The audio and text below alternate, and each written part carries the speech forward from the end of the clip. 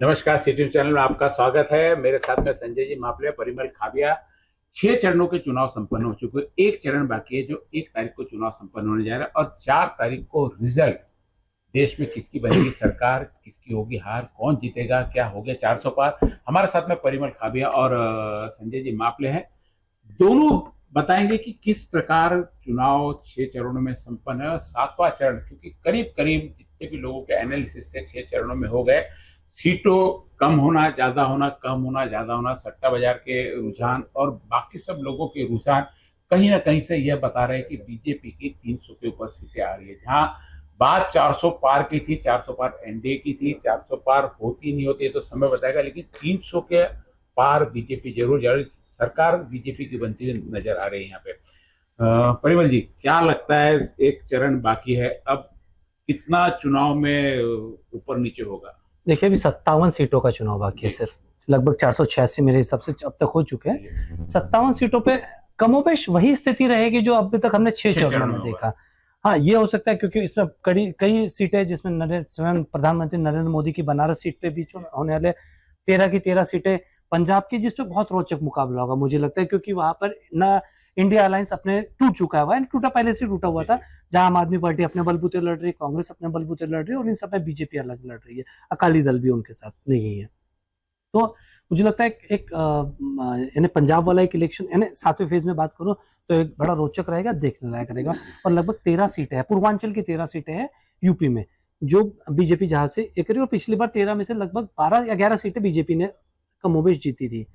अब ये तो समय बताएगा, लेकिन जैसे आपने कहा कि 300 सीटें जो अब तक के रुझान या दिखाई दे रहा है कि भारतीय जनता पार्टी या एनडीए कह लूं, तो ये 300 सीटों पर बड़े आसानी से कब्जा करे, आपने इसे बताया।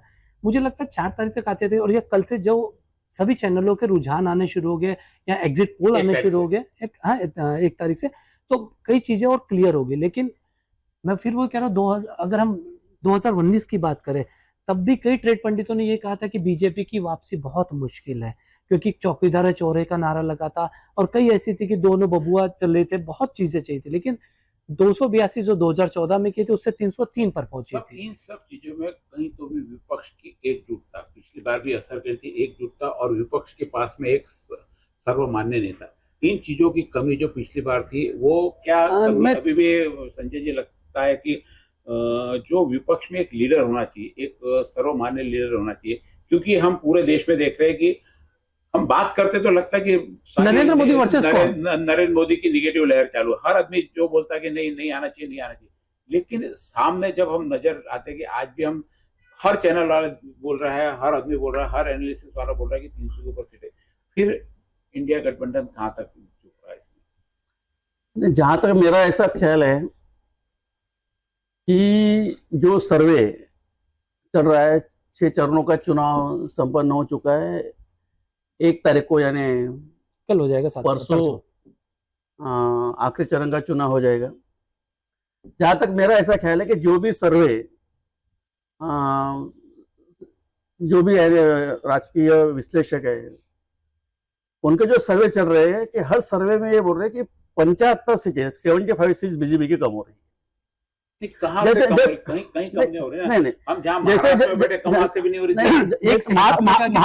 कहा कि 75 सीटें कम हो रही है, अभी तक किसी भी सर्वे ने अपने आंकड़े जाहिर नहीं किए, एक। हाँ। दूसरी बात, अगर हम ट्रेड पंडितों की बात करें, जैसे हम पीके की बात करें, कुमार की, देखिए प्रशांत कुमार ने अभी कुछ दिनों पहले एक इंटरव्यू दिया कि उन्हें कमोबेश कई सीटें कम होती दिखाई नहीं दे रही, उन्हें लग रहा है कि सीटें बढ़ेगी। उसके उन्होंने फिर से अपना स्टैंड चेंज किया, उसमें कोई शक नहीं है। लेकिन देखिए, अगर आप ओवरऑल की बात करें, मैं अब जैसे इन्होंने कहा कि INDI गठबंधन, इंडिया गठबंधन जिसे आप नाम कहते थे, इंडिया गठबंधन में क्या कि बहुत एकजुट होकर लड़ रहे हैं।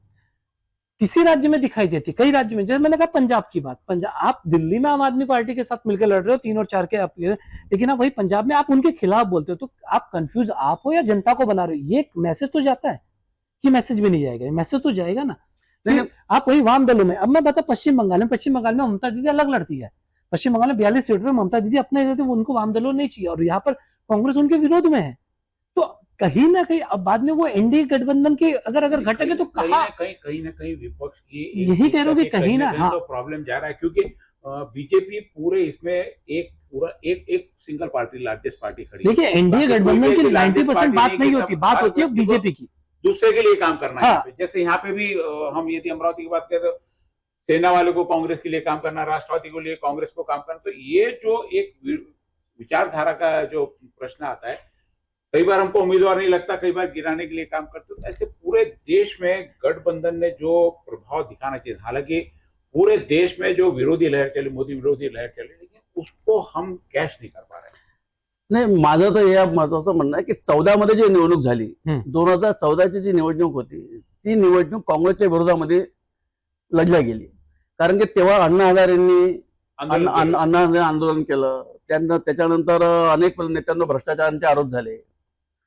आणि खरं 2014 मध्ये जे भारतीय जनता पार्टीला यश मिळालं, ते यश मिळायच्या मागे सगळ्यात मोठा विषय होता अण्णा हजारेंच्या त्या जंतर मंतरच्या आंदोलनाचा. जी. मग त्याच्यानंतर सरकार आलं आणि सरकार 282 मला वाटतं भारतीय जनता पार्टीच्या स्पष्ट बहुमताने सीटा आल्या.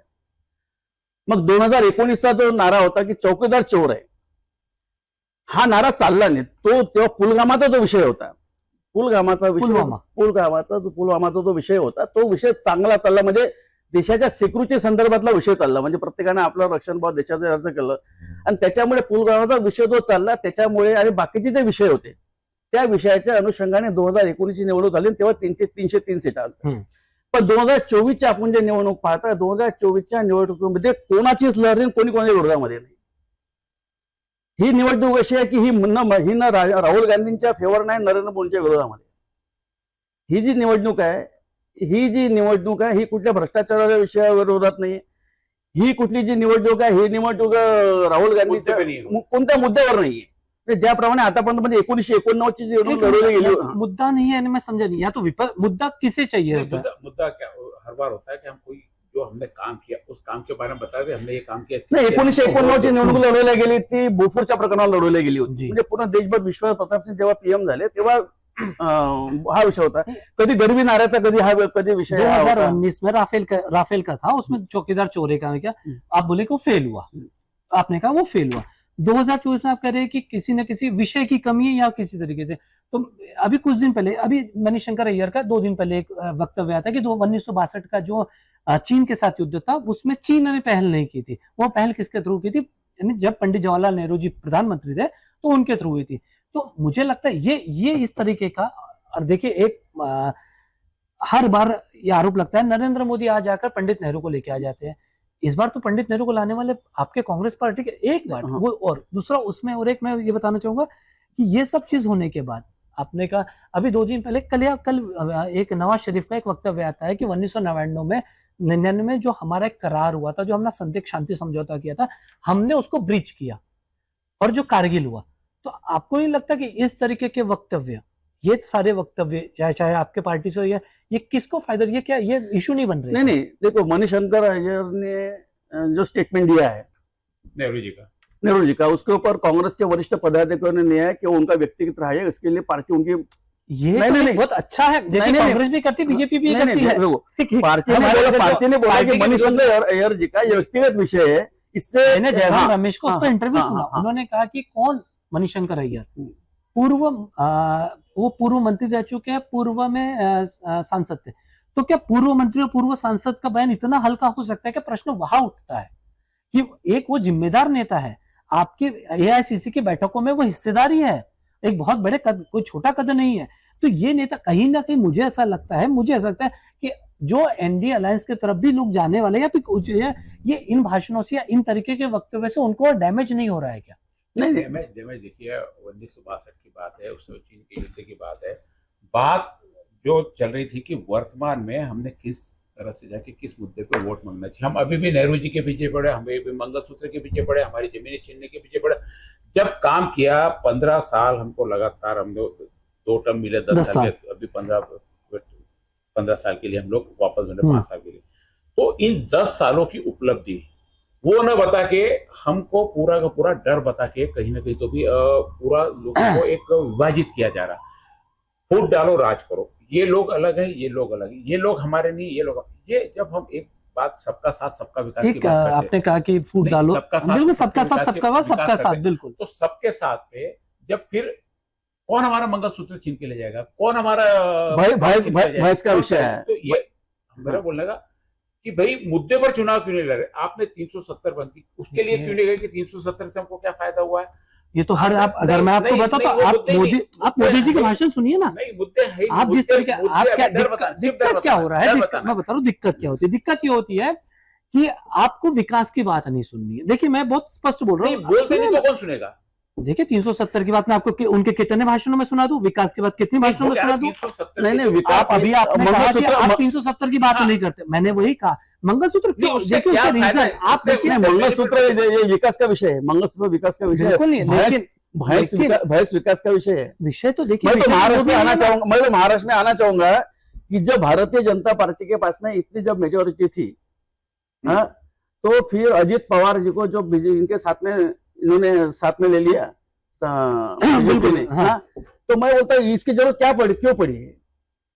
हाँ, देखो ना, हाँ, ये इसका जवाब तो जरूर बीजेपी ये दे पाएगी कि हाँ, जवाब इसके देखिए। अलावा हाँ। सारा चीजें जो इधर से उधर भागने का, आज महाराष्ट्र में मराठी संस्कृति को तोड़ने का काम किया है भारतीय जनता कांग्रेस, पार्टी। जो भी विपक्ष मराठी रहा, संस्कृति को तोड़ने का इन काम लोगों किया है। ने कहीं तो भी अपने भ्रष्टाचार को इतना ज्यादा करे, भ्रष्टाचार के दबाव में इनको दूसरी तरफ जाना पड़ा।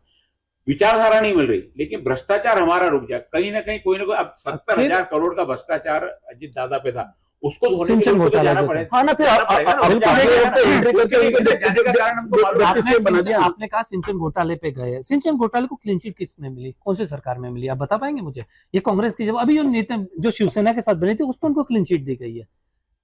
मैं ये नहीं कह रहा कि वो बहुत पाक धुले या बीजेपी, मेरा ये कहना है कि समय के हिसाब से कौन कैसा पलटता है।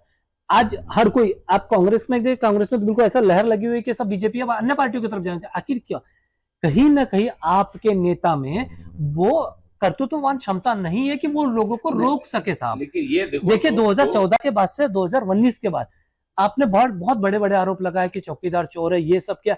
जब आपको सुप्रीम कोर्ट से राफेल को लेकर जब आपको मुंह के बल खानी पड़ी, उसके बाद से आपने वो मुद्दा बंद कर दिया। मैं वही कह रहा हूं, आपसे हवा में अगर गोली चलानी है तो वो अलग विषय है, आप उसको धरातल पे लेके आइए। देखिए जनता बहुत जागरूक है, मैं हमेशा कहता हूँ जनता बहुत जागरूक है, आप उसको सही विषय पे लाइए। दिक्कत कांग्रेस के साथ, मैं हमेशा कह रहा हूँ दिक्कत कांग्रेस के साथ ये है, कांग्रेस अभी भी अपनी उस मानसिकता से बाहर नहीं निकल पाई है कि जिसमें उसको जनता के वो अपने क्या कहते हैं उसको, बेडरूम में बैठ के निर्णय लेने वाला जमाना गया। अब जनता सोशल मीडिया के माध्यम से हो गया, बहुत जागरूक हो गई साहब। नहीं, वो जमाना चला गया, घर में बैठ के डिसीजन ले। लेकिन देखा है आपने 4000 किलोमीटर की यात्रा राहुल गांधी ने हर स्टेट में जाके किया है और लोगों के सवाल उन्होंने अपने जो पदयात्रा में उन्होंने लिए जी। हाँ, जो निर्णय लेने का जो विषय है, वो निर्णय का विषय किसी भी पार्टी में रहा नहीं।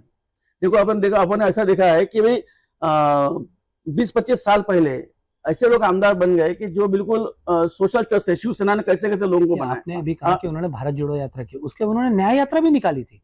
हाँ, मैं आपको न्याय यात्रा की जिस राज्य से उनकी न्याय यात्रा की, वहां के नेताओं ने उनका साथ छोड़ना शुरू किया। मैं आपको मणिपुर से लेकर आखिरी तक का बता सकता हूँ। उसके मणिपुर का तो प्रकरण देखो ना, मैं वही कह रहा हूँ ना, देश के पीएम आप फॉरेन में जाते हैं लेकिन उनको मणिपुर में आने का समय नहीं मिलता। तो मैं वही कह रहा हूँ, तो इसको विपक्ष क्यों नहीं भुना पाया? मेरा प्रश्न वहां है कि विपक्ष कहाँ कमजोर पड़ा, ये विपक्ष क्यों पड़ा कमजोर? सुनिए, हर चीज में जो भी रहा उसको हर बार ईडी का, सीबीआई का, तो राहुल गांधी तो ये इतना डरे तो विपक्ष ने तो हथियार डाल देना चाहिए था। यहाँ पे भी दो बड़ी डाला। आपको क्या कहना है कि विपक्ष है ही नहीं अभी इस समय, मौजूद है या नहीं है? विपक्ष है ना, मैं वही कह रहा हूँ, जो बच्चा जिस पे कोई आरोप नहीं है, जिसको ईडी का डर नहीं, जो मैंने राहुल गांधी के भाषण सुने, मुझे ईडी का कोई डर नहीं है, ये कर लो। तो भाई ये चीजें उठाने में आप क्यों नाकाम रहे? क्यों आप जनता तक वो चीज नहीं पहुंचा? जनता तक पहुंचा है ना। नहीं, जनता तक देखो राहुल गांधी जनता आपकी बात समझ नहीं पा रही। अब ये चुनाव में समझ पाएंगे ना। अभी तो 4 तारीख को 2019 2024 में शायद आपकी बात समझ आ रही है। 4 तारीख को समझ गए। इंडिया गठबंधन कहाँ तक पहुंचेंगी और कैसे पहुंचेंगी? महाराष्ट्र से शुरुआत करते हैं। चलिए महाराष्ट्र कितना आपके हिसाब से क्या रहेगा? महाराष्ट्र में इंडिया गठबंधन के 30 के ऊपर से जाएंगे। कहाँ से, कौन सी 30? नहीं चलिए, उन्होंने कहा विदर्भ से, हम पर्टिकुलर नहीं, विदर्भ से कितनी सीटें आएगी? 10 सीटें विदर्भ में। विदर्भ 10 सीटें है ना, विदर्भ से सीट आएंगे 7। अब हम 3 का आकलन लगा लेते ना, शायद अमरावती उसमें होना हो, हम आकलन लगा रहे हैं। देखिए हम तो सीधी बात है, हम आकलन पे बैठे हैं, हम कोई नहीं। चलिए अब 10 सीटें, 3 सीटें हो गई, 7 आ गई। अब बची है 38 सीटें। 38 में से रेस्ट ऑफ महाराष्ट्र बताइए। देखो ना, देखो बम्बई की पोजीशन, बम्बई में 6 सीटें लोकसभा की, बम्बई में अच्छी पोजीशन है। पश्चिम महाराष्ट्र में शरद पवार जी की देखा है। बारामती की भी पोजीशन अच्छी है। अच्छा, बारामती आपके हिसाब से सुप्रिया सुले या सुनीता सुप्रिया सुले जाएंगे?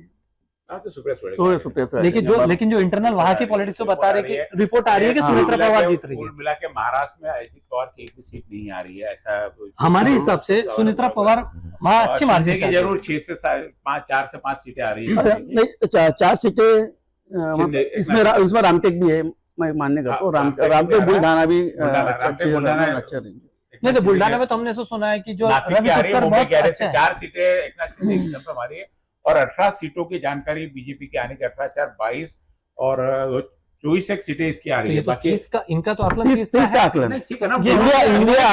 इन्होंने 4 कहा, आप समझो भी 272 तक पहुंचना है। नहीं इन्होंने 4 272 तक पहुंचना, 272 का आंकड़ा कम से कम लाना आपको कैसे भी, हाँ चुन के आने के लिए आएंगे ना 272 के ऊपर जाएंगे। 300 तो इनके नेता कह रहे हैं कि 300 मार रहे हैं। 272 के ऊपर जाएंगे। 300 क्या? मैं तो अखिलेश का भाषण सुना मैंने राहुल गांधी को सुना, 300 प्लस की बात कर रहे हैं वो, ऐसा नहीं कि नहीं। देखिए मुझे तो ये खबर है कि मैंने कई अखबार में पढ़ा है कि कौन पीएम बनेगा ये भी, और कहाँ बनेगा उस चीज को लेकर भी उनके पूछताछ चालू हो चुकी है कि कहाँ किया जाए शपथ ग्रहण समारोह, ये भी मैंने ऐसा सुना है। देखिए रथ यात्रा की तैयारी चालू है। अब वो देखिए वो कौन सी रथ यात्रा की कहाँ तैयारी चालू है? अमरावती में चालू है कि दिल्ली में चालू? दिल्ली में साहब। अमरावती में क्या चालू?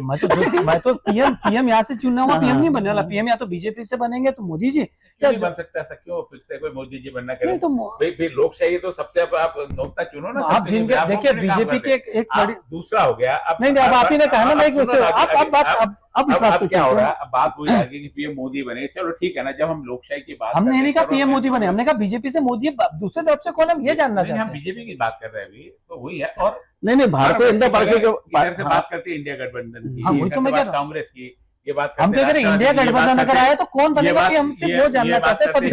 ओरिजिनल की सारी देखो, जिसकी सीटें ज्यादा आएंगी उनका पीएम रहेगा। देखिए सीटें ज्यादा करने का मतलब क्या है? आप कांग्रेस कितनी सीटों पे लड़ रही है? 193। नहीं जो भी लड़ रही है, लेकिन देखो मैं क्या बोलता ऑल ओपन पहुंच जाए तो 272 के ऊपर इंडिया आघाड़ी की सरकार है। संसदीय जो गठबंधन उसमें नेता तय करेंगे। उन्होंने एक चीज कहा, उन्होंने एक चीज बहुत अच्छी कही कि जिसकी ज्यादा सीटें रहे। अब देखिए मजे की बात क्या है, देखिए बहुत सिंपल है। आपने अखिलेश यादव से यूपी में गठबंधन किया, अखिलेश यादव ने आपको कितनी सीटें दी? 16 सीटें। नहीं मैं क्या बोलता, उसके बाद 11 पे आए, उसके बाद 8 पे आए। नहीं इसके बजाय जो भी नेशनल पे जो इंडिया आघाड़ी का गठबंधन हुआ है उसके ऊपर पूरे अगर ये तो सबसे ज्यादा सीटें कांग्रेस लड़ रही है। हाँ 193 में तो कहा ना, 193 मेरी जो जानकारी मेरी सबसे ज्यादा सीटें कांग्रेस लड़ रही है। तो जिससे जो सीटें ज्यादा लड़ेंगे उसकी सीटें ज्यादा आना ही है। मैं इसको डिफर करता हूँ, आना ही है। तो अभी वहां 193 में से कांग्रेस से ज्यादा इंडिया गठबंधन किसकी सीट आ रही है? आप तो मैं वही जानना चाहता हूँ। अब देखिए किसकी आ रही है? अब मैं बताता हूँ, 26 सीटें में से 24 सीटें में लड़ रहे गुजरात में, जहाँ उनका कैडर क्या वो जानते हैं मेरे से, वो लड़ रहे हैं। उनके मेन पॉइंट है खत्म हो गए वहां पे। देखिए मैं तो खत्म नहीं, मैं बता रहा हूँ आपको। जहाँ आप लड़ रहे राजस्थान में 26 सीटें 25 सीटें, जहाँ पिछली बार आपने, मैंने कहा जहाँ पिछले बार आपने एक भी सीट नहीं जीती। आपने 29 सीटें लड़ रहे हैं आप एमपी में, जहाँ पे पिछले बार आपने एक छिंदवाड़ा छोड़ के कोई नहीं जीती। आप लड़ रहे हो छत्तीसगढ़ में, जहाँ पिछले बार 11 में से आपने 2 सीट जीती थी। तो ये आपको अगर 193 या 190 में 200 में हम ये काउंट करें तो आपने कहा कि जो ज्यादा जीतेगा और ज्यादा लड़ेगा, तो मैं इससे डिफर किया। आपने जो बोला वो 2019 की बात है। नहीं 2014 में भी यही हुआ था। मैं 2014-2019 जी आपने जो बात किया 2014 का विषय मैंने बोला कि 2014 में देश में परिस्थिति कैसी थी। आप कैसे कहते हैं कि 2014 में कांग्रेस विरोधी लहर थी? कांग्रेस विरोधी, और ये जो लहर थी जो बिल्कुल अभी शांत बैठी है, अन्ना हजारे का शांत बैठी है अभी। 2024 में ये मोदी विरोधी लहर कह रहे हैं। नहीं मैं तो बोल रहा कि ये जो चुनाव है ये किसके विरोध में नहीं है, किसके फेवर में नहीं है। जो कि देखो हर सभा में होना चाहिए, किसी के विरोध में देखो ना हर इनकी एक बात से मैं इसलिए एग्री कर रहा हूँ कि किसी के फेवर में नहीं, किसी विरोध में। इसलिए देखिए वोटिंग परसेंटेज की अगर हम बात करें, अगर ओवरऑल में इंडिया की बात करूं तो वोटिंग परसेंट पिछले की तुलना में कम हुआ है। तो ये चीज से इत्तेफाक रखा है कि अगर देखें कैसा एक मतदाता की मानसिकता अगर हम समझे, इवेल्युएशन करें कि जब कोई उसको पता ही नहीं कि वहां पे मैंने नीरसता जो कहते हैं जिसमें बुद्धि विहीन अगर हो, तो नीरसता के कारण आप वोट पे उसके परसेंटेज पे कितना असर होता है। आपकी मैं इस बात से तो कि मुझे ऐसा लगा कि कहीं ना कहीं इस चीज का असर हुआ है कि अब इसको मैं पॉजिटिव लूँ या निगेटिव वो अलग विषय है कि विपक्ष ऐसा एक माहौल तैयार नहीं कर पाया। एक होता है ना विरोध में, क्योंकि विरोध में ही आपको सबसे ज्यादा वोट मिलने के चांस होते हैं। एक नहीं, अगर विरोध नहीं कर पाए तो पिछले 2000 चुनाव में देश के प्रधानमंत्री जी ने महाराष्ट्र में 9 सभाएं लिया, इस वक्त 29 सभा लिया महाराष्ट्र में। नहीं देखो, हाँ। ये देखो, अब कहीं ना देखो, कहीं देखो, उसके बाद कमी महसूस होती है। देखो 9 सभा दिया, 9 सभा तो 41 सीटें आई थी। नहीं मैं बिल्कुल मैं थोड़ा सा आपको बताऊं, 41 गठबंधन गठबंधन की 41 सीटें आई थी। 2004 से 2019 तक या 22 तक, 2004 से देखिए मेरे में 2004 से 2022 तक राहुल गांधी ने एक भी भारत जोड़ो यात्रा नहीं निकाली थी। आखिर उसको निकालनी क्यों पड़ी? फिर अगर हम ये इवैल्यूएट करेंगे इनको इतनी मेहनत करनी पड़ी, तो मेहनत का ज्यादा 4000 किलोमीटर यात्रा देश का जो असुरक्षित वातावरण था 2004 से नहीं, जो 2022 में हुआ। जो लोग देखो असुरक्षित, मणिपुर से प्रकरण देखिए ना, जो मणिपुर में तो भुना नहीं पाए ना सब, दिक्कत तो वहां से ठीक है ना, ठीक है, वो तो 4 तारीख को पता लग जाएगा। आपको लगता है लोकसभा में मणिपुर का बहुत ज्यादा इम्पैक्ट पड़ेगा आपके हिसाब से? विषय आप देखिए, एक प्रदेश वहां का नहीं पड़ेगा, मैं वही कह रहा हूं, 70 का भी पूरे देश में फर्क कहीं नहीं पड़ रहा। लेकिन देखो आप देखो ना, ये चुनाव में आप राम मंदिर का भी नहीं चला ना। आपको लगता है राम मंदिर का सबसे बड़ा उत्तर प्रदेश में चला, उत्तर प्रदेश में चला, उत्तर प्रदेश में 80 सीटें हैं। अगर राम मंदिर का इशू चलता है आपके हिसाब से तो बीजेपी वहां क्या गेन करेगी? पिछली बार 64 ली थी, उसके पहले उन्होंने 73 सीट लाई थी उनके और उनके अलायंस। बराबर, 2014 की बात बोल रहे। 2014 में 73 लाया था, 2019 में 64 है, 62 लाया था, 62 लाया था, 62 और 2 उनके अलायंस के ना, उनके अलायंस के 64 हो गए। 2014 के चुनाव के हिसाब से 2019 में 19 के हिसाब से उनकी 9 सीटें कम हो गई, बिल्कुल 9 सीटें कम हो गई। अभी जो है, अभी फिलहाल में अभी जहां तक हमारा आकलन ऐसा है कि 45 के ऊपर वहां पे बीजेपी गठबंधन की सीटें नहीं आएंगी।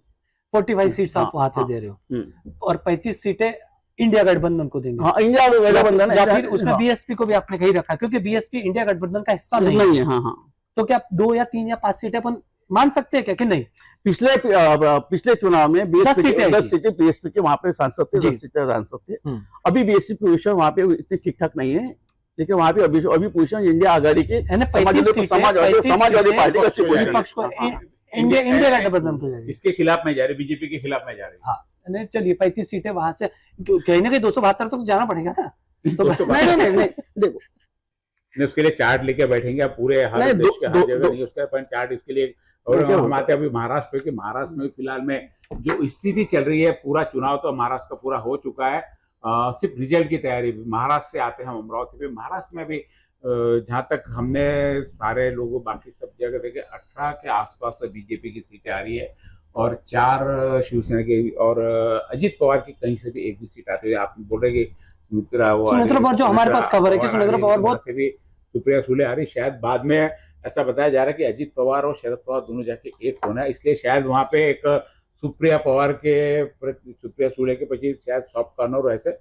तो अजित पवार पूरे इस क्षेत्र में से, और अब इसके बाद में ये सीटें सारी अजित पवार की नहीं आती है, ये 4 ही सीटों पे समेटे जाते। 12 सीटें थी इसके पास में, एकनाथ शिंदे के पास में। बीजेपी के साथ में जाने, किसी के हम साथ में जुड़ते हैं तो हमारा फायदा होना चाहिए, वो फायदा नहीं हो रहा। इस गठबंधन के बाद में हम ये कि 4 तारीख के चुनाव में अपेक्षित परिणाम दोनों को नहीं मिले। किसको? एकनाथ शिंदे। ये तो वक्त बताएगा 4 तारीख को क्या होता है, हम उसका आकलन तो कर सकते हैं। लेकिन मुझे ऐसा कोई भी हम यदि किसी का साथ छोड़ के आपके साथ में आ रहे हैं तो हमारा नुकसान नहीं कर रहे हैं, हम हमारा फायदा क्या होता है वो तो कोई भी देखेगा। नुकसान होता है तो बीजेपी के प्रति इन दोनों की आस्था कितनी बनी रहेगी। देखिए मुझे ऐसा लगता है कि बीजेपी को इनको अगर इनको मन मुताबिक नहीं मिलता है, मन मुताबिक नहीं मिलता तो इनकी मजबूरी है बीजेपी के साथ रहना, इनकी मजबूरी हो जाएगा फिर ये। इसलिए मुझे बीजेपी सही है ना कि बीजेपी के साथ में जो भी रह रहे हैं मजबूरी में रह रहे हैं। नहीं, अगर आपने कहा कि अगर इनकी सीटें कम हो, देखो शिंदे शब्द कैसा आ रहे हैं, शिंदे साहब को 15 सीटें दिया, तो भी कोई चीजें में दबा के रखा हुआ है। नहीं, मैं क्या बोलता, शिंदे साहब को 15 सीटें दिया, अभी 48 में से समझो 15 माइनस किए जाए तो 33 रह गए, बराबर है। लेकिन जो आकलन आ रहा है अनेक पत्रकारों के, जो वरिष्ठ पत्रकार है, उनके 4 सीटें शिंदे साहब को मार दे रहे। देखिए पिछले मैंने कहा ना, पिछले बार भी 2024 हर बार हर इलेक्शन में एक नया नहीं, अभी होता है। 4 से ज्यादा कहाँ आ रही उनकी, कहाँ लोग कौन सी आ रही, 4 के अलावा आपको आते हुए कौन सी दिख रही सीट? मुझे लगता है क्योंकि मुंबई में आते- उनका मैं अच्छा- तो नहीं, मैं तो ये बोला कि उनकी विदर्भ में एक सीट आएंगी। आप बुल्ढाना भी बोले, मुझे जो हाँ, जानकारी है। ये ना एक टप्पे है, रामटेक और बुल्ढाना 2 की संभावना है। संभावना एक बुल्ढाना टप्पे है। नासिक है, हाँ, हाँ, थाने के उसके तो 33 सीट रहेगी। हाँ। अजीत पवार साहब को 4 सीटें दिया है, हाँ, एक भी नहीं आ रही उनकी। उसके एक नहीं आ रही है, बोले नहीं 29 सीटें, बराबर है। एक माधव जानकर साहब है, हाँ, वो भी 28 इनकी है, उनके वो भी टप में चल हाँ। रहे हैं। वो भी अभी हाँ। तय नहीं उनका। हाँ हाँ, तो 28 सीट है। 28 सीट में आप अगर ऐसा ऐसा बोलते होंगे तो 41 सीट्स आएंगी। ये मैं इससे बोल सकता 41 पिछले बार इसकी थी ना। अरे साहब, आप नहीं, गठबंधन की बात बोल रहे या हैं। आपने गठबंधन की देखिए, बात- मैंने गठबंधन की बात देखा बोल रहा हूं। एनालिसिस कैसा है कि 15 में पिछले से बार 4 इनके आएंगी। साथ ये सेना थी। ये हाँ, लोगों सेना का थी। मानना है ना। हाँ, पिछले साल उत्तर आप ठाकरे ये की सेना समझिए थी। कि इस बार 2 स्प्लिट है, 2 पार्टियां स्प्लिट है। जी। मैं हमेशा कह रहा हूँ 2 पार्टियां स्प्लिट है, शिवसेना के 2 है और राष्ट्रवादी के 2 है। ये उसके बाद का पहला इलेक्शन है, स्प्लिट के बाद का विधान लोकसभा का। तो जनता ने देखिए, लेकिन इसमें अगर देखें तो जहां जहां इन दोनों पार्टियों का ज्यादा जोर था, वहां पे आप वोटिंग परसेंटेज देख लीजिए, सबसे कम है। बारामती की बात करूं तो बारामती में 48 या 50% ही जी। वोट है। ये मैं वही कह रहा हूं, नकारात्मकता क्यों है? मेरा प्रश्न बार बार उस चीज को लेकर ही है कि जो टफेस्ट सीट होनी चाहिए थी या जो जिस पर नहीं, बड़ा यानी रोचक- लोगों ने ये राष्ट्रवादी हाँ। को भी नकारा है, मैं क्योंकि यही इन्होंने कह रहा हूं कि 2 जिस स्प्लिट होना ढंग उनको से शायद ये नहीं पसंद पार्टी है। तोड़ के नहीं गए नहीं, हैं। लोगों ने राष्ट्रवादी कौन से राष्ट्रीय को नकारा लोगों ने, जिससे अजित पवार जी, जी। देखो महाराष्ट्र में महाराष्ट्र में महाराष्ट्र में ऐसी देखो, पोजीशन थी कि जब 48 चुनाव लग गया, अगर आप मुझे तो जब बताइए, चुनाव अगर- डिक्लेयर हो गया एक और सेकंड। पहला चरण जब आया, पहला चरण, दूसरा अगर चरण, तीसरा राष्ट्रवादी चरण जब अजित पवार आया, के खिलाफ हाँ। अगर बारामती की जनता थी तो मुझे लगता है वोटिंग परसेंट सबसे ज्यादा वहां होना चाहिए था। नहीं, क्यों- खिलाफ मैं वाली वही जनता- अरे आप वही- अगर मैं वो कहा किसी के प्रति अगर नकारात्मकता, मैं इसलिए बार बार क्यों कह रहा हूँ नकारात्मकता, नकारात्मक में भी है, आदमी पॉजिटिव में ज्यादा नहीं ज्यादा आता है। नकारात्मक में कम आता देखो है, ये जो पॉजिटिव में ये जो हवा रहती है ना, ये जो अपन ने बहुत सारे चुनाव में अपन नजदीकी से देखे हुए हैं, तो ये जो हवा रहती है ना कि वोटिंग परसेंटेज बढ़ गया तो उनको फायदा होगा, वोटिंग परसेंटेज कम हुआ तो इनको फायदा होगा, या तो बहुत कम बार ऐसा देखने को मिला है अपन ने। तो कभी कभी वोटिंग जब कम बढ़ा है तो लोग बोलते कि भाई सत्ताधारी पक्ष को उसका नुकसान हो रहा है, सत्ताधारी या पक्ष उसका में- या उसका वोटिंग ज्यादा हुआ तो फिर सत्ताधारी को बता कि ऐसा अगर देखा जाए तो पश्चिम बंगाल में वोटिंग 72-73% वोटिंग हुआ। पश्चिम बंगाल में गए तो फायदा 73 विपक्ष को इसमें वहाँ पे 73% देखिए क्या होता है, वोटिंग दो हुआ। चीजें- हाँ। ये रहता है, वो तो ऐसा देखिए- हमारा तो सिर्फ ममता बनर्जी को नहीं नहीं, फायदा होना देश चाहिए। कालों नहीं, नहीं, के भी देखो- मायने रखती है देखो- साहब। सब जगह ही बात रहेंगी ना, सिर्फ हाँ, महाराष्ट्र वही तो सब कह रहा हूँ जगह ना, ही- जैसे यहाँ 2 फाड़ हुए, मैं वही तो कह रहा हूँ ना, ये जनता क्या डिसाइड करती है, ये तो हम इलेक्शन में इसलिए पता चले क्योंकि ये स्प्लिट के बाद का पहला इलेक्शन, मैंने पहले ही कहा कि स्प्लिट के बाद का पहला इलेक्शन है साहब। ये इलेक्शन में क्या होगा, ये इसके बाद आगे के इलेक्शन को लेकर लोग प्रिडिक्ट कर पाएंगे, आप कह रहा हूं, समझिए। यदि जो 2 लोग इनके साथ में जुड़े, यदि उनके अपेक्षित परिणाम नहीं निकलते तो, और हालांकि बीजेपी भी अब 2 लोगों को साथ में लेके भी वहां तक नहीं जो पा रही, पिछली बार शिवसेना के साथ इसके जो पूरे जो इफेक्ट है लोकसभा इसका इफेक्ट जो हो रहा पूरा वो पूरा विधानसभा विधानसभा विधानसभा क्या पे लगता होगा। नहीं, इसका जो पूरा इफेक्ट है विधानसभा पे। महाराष्ट्र में बीजेपी की स्थिति ओवरऑल बीजेपी की जो पिछले बार गठबंधन मुझे ऐसा लगता है कि बीजेपी की स्थिति बीजेपी महाराष्ट्र कहीं की पे भी- बीजेपी में काफी मजबूत है। जैसे अभी आपने कहा कि 28 सीटों पे बीजेपी लड़ी है और 18 जीत रही है, आपका एनालिसिस है। नागपुर में भी अपना परसेंटेज कम हो गया गडकरी के समय पे, मैं जबकि वही- गडकरी को यदि मैं आप- वही- बोले गडकरी साहब ने नाम पे नहीं, वहाँ पे गडकरी वोट साहब ने मांगना तो पड़ता। गडकरी साहब ने ऐसा विकास के बोला नाम पे गडकरी था, के अपना वोट मांगेंगे। देखो, गडकरी साहब ने ऐसा बोला था कि मुझे कोई प्रचार करने की आवश्यकता नहीं है। आवश्यकता ही नहीं है। और ये बात सही है, हाँ, क्योंकि उनका काम है। कायदे काम बिल्कुल उन्होंने सही बात है। लेकिन बाद में- लेकिन एक परिस्थिति ऐसा आ रहा कि सुबह 7 बजे रात को 12 बजे तक उनको नागपुर के गली गली घूमना पड़ा। देखिए, इसका अर्थ ऐसा है उन्होंने हाँ, अभी भी उन्होंने क्या कहा था ये मैं आपको बताता हूँ। उन्होंने क्या कहा था, मुझे और आपके उनके जितने भी ये देखिए, किसी ने बुलाया, जैसे वहां पे 50 प्रकार की संस्था है, उन्होंने कार्यक्रम रखे, वो जाते हैं, वो गए हैं। इलेक्शन का मतलब उन्होंने ये कहा था कि मैं होर्डिंग्स नहीं लगेंगे, मैं कोई ऐसा प्रचार नहीं करूंगा। अगर आप आम जनता के बीच में नहीं जाओगे, ये तो घमंड हो जाएगा लेकिन बाकी सब करना मैं पड़ा, वही बाद कह रहा में हूँ, ये परिस्थिति गलत बता रहे कि आप- हर चीज में करना नहीं पड़ा। करना पड़ा, तो ये तो थी ना, ये तो जान उन्होंने देखो, कहा था देखो, कि देखो, होर्डिंग्स देखिए, जो पिछले साल आप देखो, 2019 के देखो, इलेक्शन में देखो, देखिए, एक मिनट आपको रोकता हूं मैं। चुनाव में जो भी सभाएं लगती वो पब्लिक कम लगाती, नेता लोग भी ज्यादा लगाते। बिल्कुल है। जैसे आपने बोला है कि भाई किसी ने सभा लगाई तो वो चलेगा, ऐसा नहीं है। मैं आपको एक जो टीम रहती कि जैसे बिल्कुल, किसी समाज की लगाना, किसी घर, बिल्कुल, वही से चालू होता है। लगनी आप ये अगर ये कहोगे कि आप चुनाव लड़ रहे हो और आप जनता के बीच में ही नहीं जाओगे तो ये तो घमंड हो जाएगा। उन्होंने मैं कहा ना, देखिए क्या हुआ, उन्होंने कहा मैं प्रचार का, आपको तात्पर्य अलग लगा, उनका प्रचार था होर्डिंग्स लगाना या ये करना। उन्होंने वो चीज देख लिया, नागपुर में होर्डिंग्स लगे, लगे बताइए ना, मैं वही लगे नागपुर होल्डिंग और प्रचार की यंत्रणा कोई भी कम नहीं, जो प्रचार यंत्रणा में गडकरी साहब कहीं कमी नहीं पड़े, सुबह से 7 बजे से प्रचार में लगे रहो। तो बात वापस आ रही है, दोनों गए तो इसमें बीजेपी को और ये दोनों पार्टी को ये तो 2004 क्या फायदा रहा? मुझे ऐसा लगता है कि बीजेपी को और ये यानी बीजेपी खुद का भी नुकसान करते बैठे। पिछले और बीजेपी कितनी सीट थी? हाँ, पिछले और बीजेपी कितनी सीट थी? सेना की 18 थी। सेना की 18 थी। हाँ, और इनके कुछ 22 थी। पिछले बार 24 लड़े थे जो मेरी जान। हाँ, बराबर 24 लड़े थे, उसमें से विनिंग परसेंटेज अगर 22 मैक्सिमम सीट इनकी आ गई। हाँ, शिवसेना साथ में थी, जबकि शिवसेना की 18 सीटें काफी अच्छी आई थी, दोनों साथ में थे। हाँ, तो 41 सीटें, अगर 48 में से 41 सीटें अगर ला रहे हो, सिर्फ 7 सीटें गई थी, वो भी जो भी कारण है। तो अब अगर ये हो रहा है, ये जैसे 2 स्प्लिट हुई है पार्टी और उसके बाद तो अब ये देखने लायक रहेगा। मैं इसलिए कह रहा हूँ, अब महाराष्ट्र में इसके लिए थोड़ा सा, क्योंकि 2 पार्टियां स्प्लिट हुई है, 2 पार्टियां, नॉट अ सिंगल पार्टी।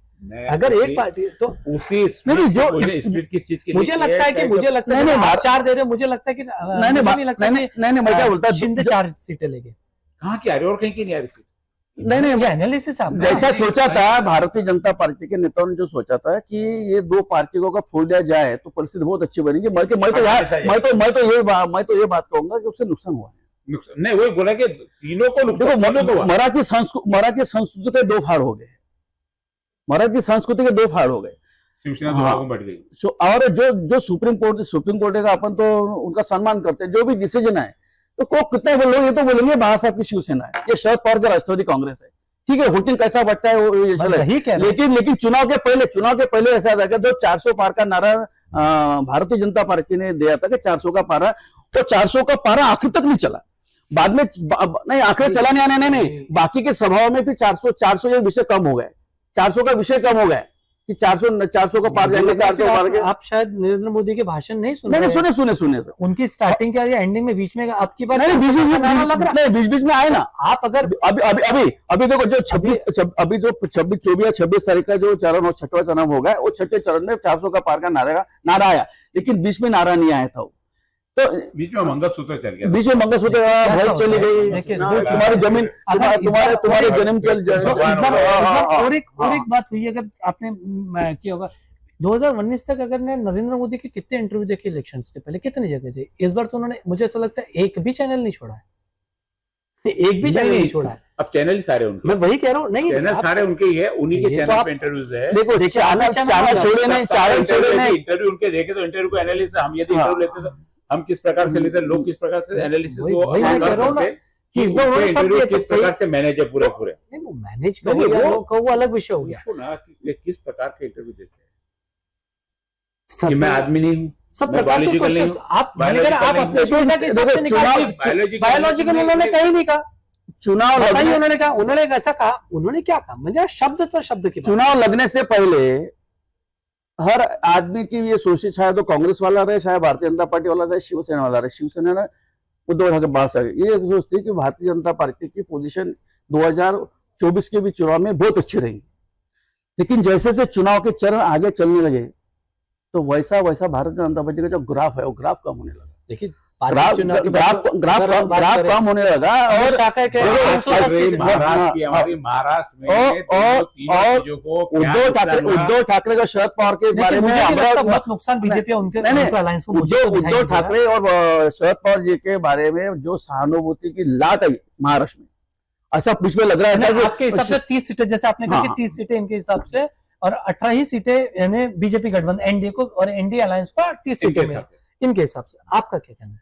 नहीं, हमारे हिसाब से 22-24 सीट इसकी आ रही है बीजेपी और एनडीए की, अगर 24 की और 24 इनकी, यानी 2 सीटें ऊपर नीचे में बराबरी में रहेंगे दोनों गठबंधन यहाँ। और अगर आप मुझसे पूछो उस हिसाब से देखो, मैं बोला कि ये जब तीनों एक महागठबंधन इनका बना हुआ है, किसी बीजेपी, शिवसेना और क्योंकि 13 खासदार लेके गए थे और ये लेके गए 11 ये और लेके गए। इतना बड़ा यूनिट इनके पास में, तो पूरी 48 सीटों पर उन्होंने कब्जा करना चाहिए, नुकसान होना चाहिए। जो नुकसान अभी हुआ, हालांकि ठीक है विपक्ष उस ढंग से भुना नहीं पाया उसको, विपक्ष भुना नहीं पाया, लेकिन उद्धव ठाकरे की जो सिंपैथी बताया वो है उनके साथ में, शरद पवार के साथ में। देखिए कांग्रेस अपनी मैं फिर उस पे आता हूँ, सिंपैथी आपके बिल्कुल सिंपैथी है। मैं जानना चाहता हूँ सिंपैथी में वोट कम होते हैं ज्यादा होता है? मैं ये सिर्फ समझना चाहता हूँ आप लोगों से कि मुंबई में अगर हम देखिए शिवसेना का गढ़ मुंबई है, सबसे लचर और सबसे कम वोटिंग हुआ है मुंबई में। अगर देखिए चंदू जी यहाँ